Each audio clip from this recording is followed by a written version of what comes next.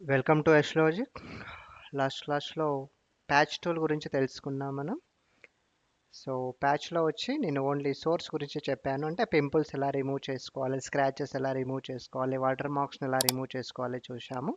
ఇప్పుడు దానికి కంటిన్యూ చేద్దాము. Example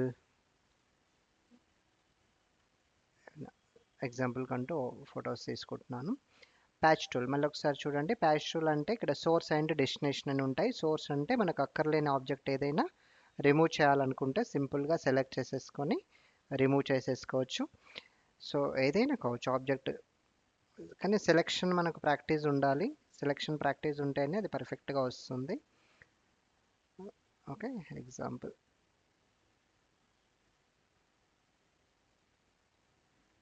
okay. సో ఇవి కొంచెం లైన్ అడ్జస్ట్మెంట్ అనేది చూసుకోవాలి కొంచెం కొంచెంగా.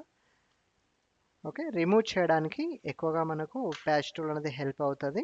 టు క్రియేట్ డూప్లికేట్స్, ఉన్న ఆబ్జెక్ట్ని డూప్లికేట్ చేయాలి అనుకుంటే డెస్టినేషన్ సెకండ్ ఆప్షన్ చూస్ చేసుకొని ఇక్కడ సెలెక్ట్ చేసుకొని డూప్లికేషన్స్ క్రియేట్ చేసుకోవచ్చు. ఎక్కువగా మనకు ఏవైనా యుద్ధానికి సంబంధించినవి సీక్వెన్స్ చేసేటప్పుడు ఎక్కువగా యూజ్ చేస్తూ ఉంటారు.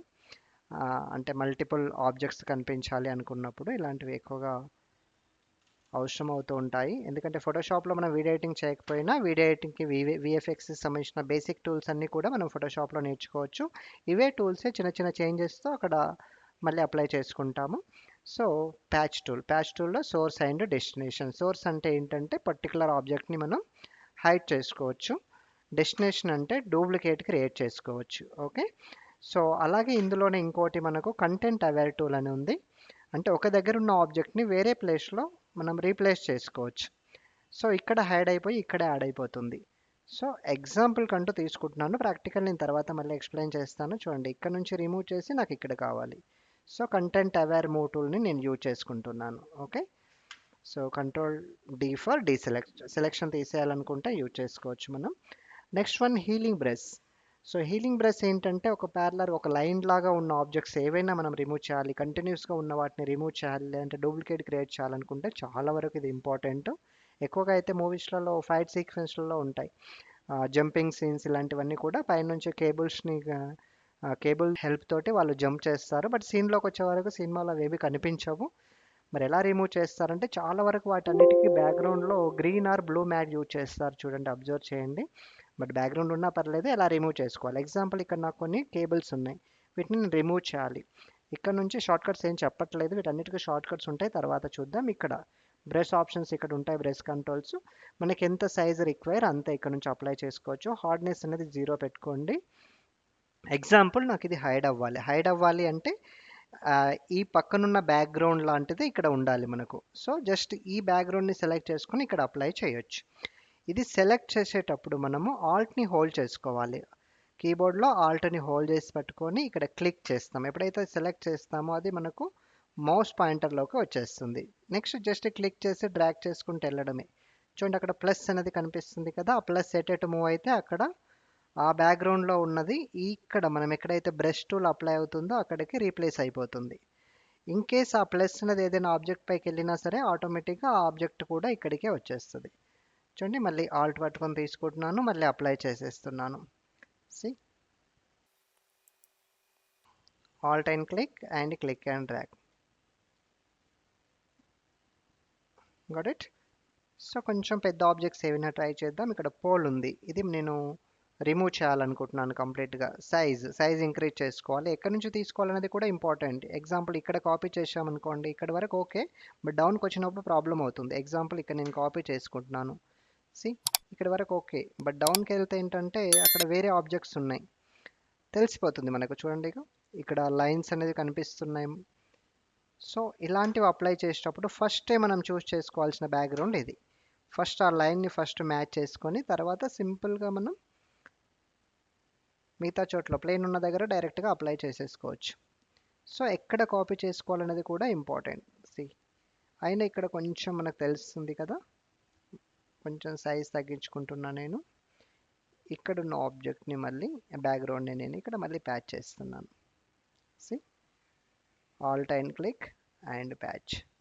చూడండి, స్పెషల్గా మనం అబ్జర్వ్ చేస్తే మాత్రమే అవి కనిపిస్తాయి, నార్మల్గా అయితే అవి ఏం కనిపించవు. కాబట్టి సో చూడండి వీడియోలో అయితే అసలు చెక్ చేసే అంత టైం కూడా ఉండదు, అది మూవ్ అవుతూనే ఉంటుంది. సో ఇది మనకు రిమూవ్ ఆప్షన్. రిమూవ్ కోసమనే కాదు, మనం టు క్రియేట్ డూప్లికేట్స్ని క్రియేట్ చేయడానికి కూడా ఇది చాలా వరకు హెల్ప్ అవుతుంది. సింపుల్, పక్కన బ్యాక్గ్రౌండ్ పైన ఆల్ట్తో క్లిక్ చేసుకొని ఇక్కడ అప్లై చేస్తే రిమూవ్ అవుతుంది. అదే మనం ఆబ్జెక్ట్ని సెలెక్ట్ చేసుకొని పక్కన అప్లై చేస్తే డూప్లికేట్ అవుతుంది. సో ఎగ్జాంపుల్ నాకు ఈ పోల్ డూప్లికేట్ కావాలి. ఓకే, ఇక్కడ క్లిక్ చేసుకొని ఆ లైన్ మ్యాచ్ అయ్యేలాగా అప్లై చేసుకుంటున్నాను.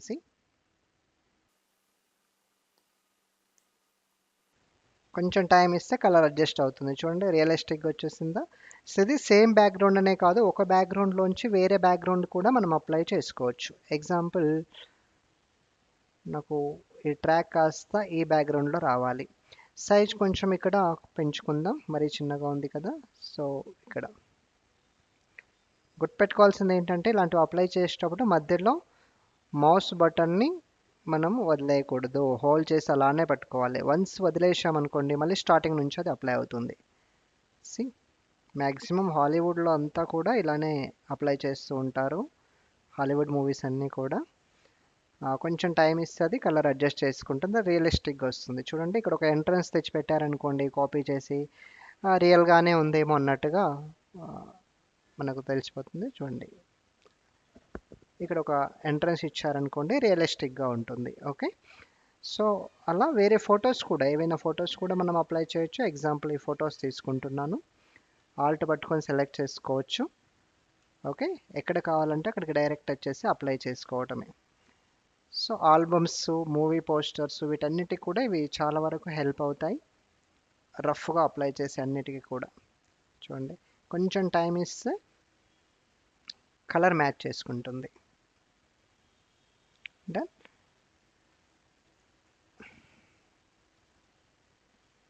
ఆల్ట్ అండ్ క్లిక్, మనకి ఏ బ్యాక్గ్రౌండ్లో కావాలో అక్కడికి వచ్చేసి డైరెక్ట్గా అప్లై చేసుకోవటమే.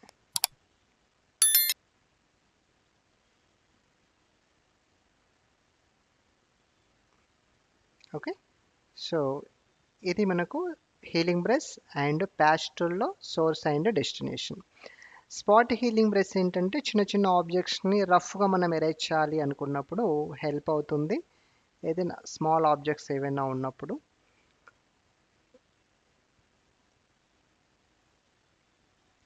రఫ్గానే డైరెక్ట్గానే అప్లై చేసేయచ్చు.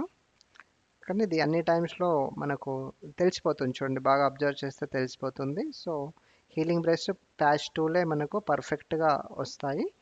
సో చిన్న చిన్న ఆబ్జెక్ట్స్ ఏమైనా రిమూవ్ చేయాలి అనుకున్నప్పుడు హీలింగ్ బ్రష్ని కూడా మనం యూజ్ చేసుకోవచ్చు, spot healing brush. Okay, thank you. Doubts ఏమైనా ఉంటే కామెంట్ బాక్స్లో మెన్షన్ చేయండి.